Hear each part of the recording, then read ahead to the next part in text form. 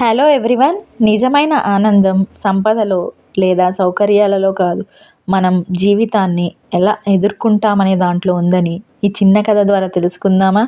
ఒక చిన్న గ్రామంలో లక్ష్మి అనే ఒక మహిళ నివసిస్తూ ఉండేది. ఎప్పుడూ నవ్వుతూ, ఎప్పుడూ సహనంగా ఉండేది.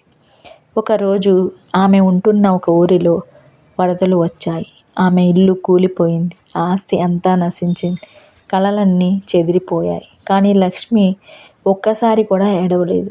చాలా బాధపడాల్సిన పరిస్థితి తనకు వచ్చింది.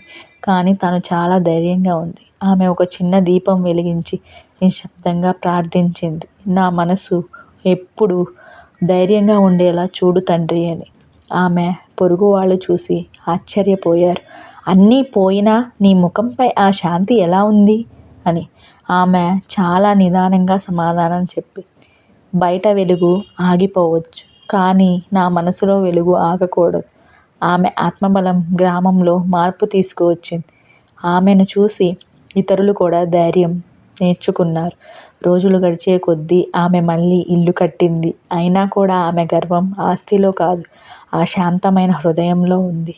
ఆమె జీవితం ఒక దీపంలా మారింది. తనకే కాకుండా చీకటిలో ఉన్న ఇతరులకు కూడా వెలుగు ఇచ్చేలా మారింది. నిజమైన ఆనందం బయట కాదు, మన హృదయంలో ఉంది. దాన్ని కాపాడగలిగిన వాడు ఎప్పుడూ వెలుగులోనే జీవిస్తాడు.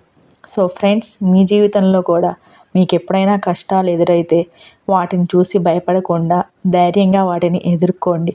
ఈ వీడియో మీకు నచ్చితే ఒక లైక్ చేయండి.